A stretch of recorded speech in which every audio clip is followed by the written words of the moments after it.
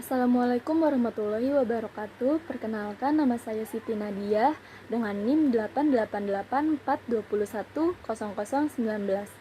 Saya dari Prodi S1 Keperawatan Fakultas Kedokteran Universitas Sultan Ageng Tirtayasa.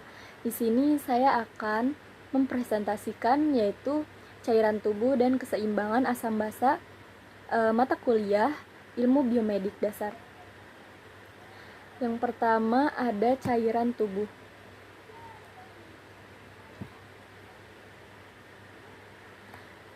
Cairan tubuh merupakan faktor yang penting dalam berbagai proses fisiologis dalam tubuh. Cairan tubuh selalu mempertahankan jumlah cairan tubuh dalam keadaan setimbang atau homoestatis.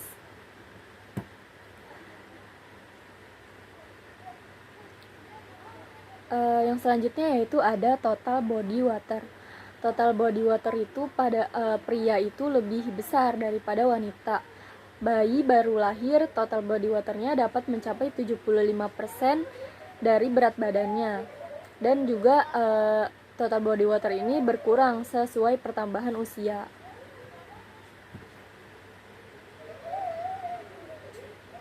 Yang selanjutnya pertukaran cairan tubuh.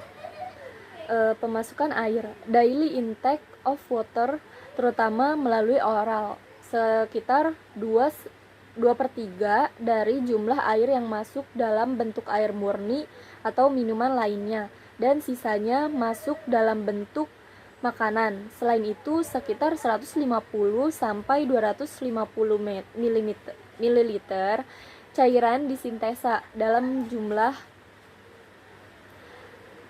tubuh. Jumlah cairan yang masuk termasuk hasil sintesa tubuh sekitar 2.300 ml per hari. Pengeluaran air ada dua, yaitu water loss dan insensible water loss.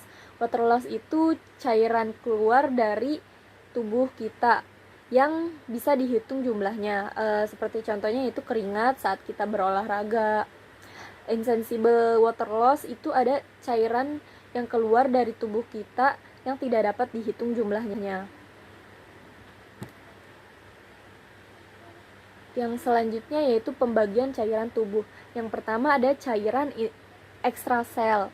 Cairan ekstrasel ini adalah semua cairan yang terdapat di luar sel dan terdiri dari elektrolit dan berbagai bahan nutrisi yang dibutuhkan oleh sel untuk mempertahankan fungsinya. Cairan ekstrasel terdiri dari beberapa komponen, yaitu plasma, cairan interstitial, dan cairan transseluler. Selanjutnya yaitu cairan intrasel. Cairan intrasel merupakan cairan yang terdapat di dalam sel dan meliputi 2/3 dari seluruh cairan tubuh.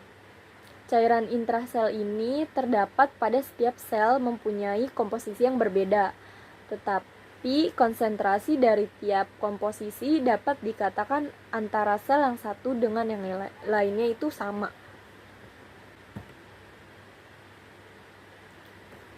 Komposisi cairan tubuh.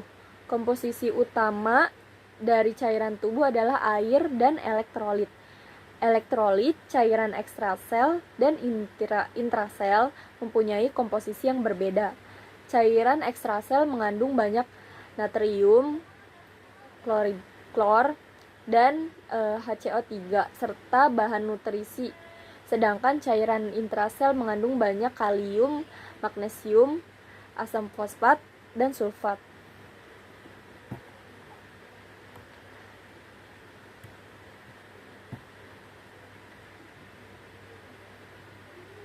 Selanjutnya keseimbangan cairan dan elektrolit.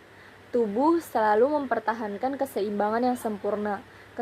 Keseimbangan cairan dan elektrolit diatur oleh dua hal, yaitu tekanan osmotik dan tekanan hidrostatik. Apa sih itu? Tekanan osmotik adalah cairan masuk ke pembuluh kapiler, sedangkan yang hidrostatik itu cairan keluar dari pembuluh kapiler.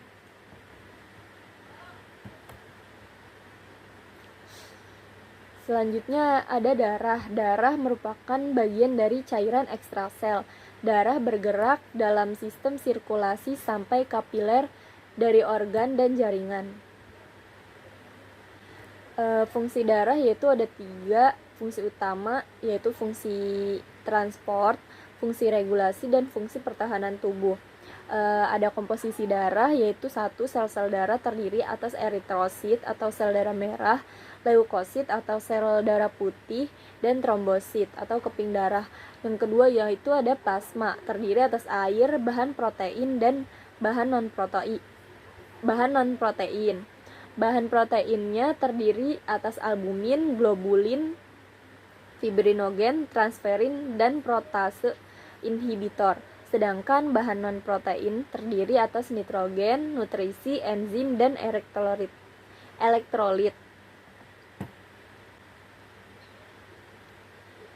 Selanjutnya itu keseimbangan asam basa. Asam itu melepas ion H+. Contohnya itu asam H2CO3. Basa itu menerima ion H+, contohnya HCO3. Protein dalam tubuh kita juga bersifat basa karena asam amino pembangun protein pada muatan akhirnya bermuatan negatif. Keseimbangan asam basa. Keseimbangan asam basa berbanding lurus dengan pengaturan konsentrasi ion H+ dalam cairan tubuh. Ion H+ sebagai hasil dari metabolisme. Sistem dapar atau buffer menghambat perubahan pH yang besar jika ada penambahan asam atau basa. Mekanisme regulasi keseimbangan asam basa. Sistem buffer ini atau sistem dapar hanya mengatasi ketidakseimbangan asam basa sementara.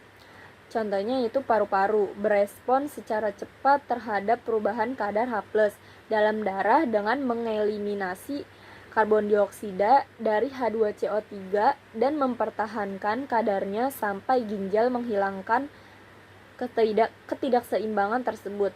Ginjal itu meregulasi keseimbangan ion H+ dengan menghilangkan ketidakseimbangan kadar H+ secara lambat. Terdapat sistem dapar fosfat dan amonia.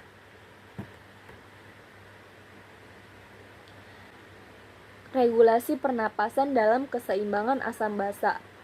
Kadar CO2 meningkat atau pH menurun. Ini bisa ada gangguannya yaitu asidosis. Kadar CO2 menurun, pH-nya meningkat pada gangguan yaitu alkalosis. Kadar CO2 dan pH merangsang kemoreseptor yang kemudian akan mempengaruhi pusat pernafasan. Hipoventilasi meningkatkan kadar karbon dioksida dalam darah. Hiperventilasi menurunkan kadar karbon dioksida dalam darah. Contoh-contoh gangguan pada keseimbangan asam basa yaitu ada asidosis respiratorik, hipoventilasi, retensi pada karbon dioksida, dan alkalosis respiratorik, hiperventilasi, karbon dioksida banyak yang hilang. Asidosis metabolik itu biasanya pada diare, dan alkalosis metabolik itu biasanya pada muntah.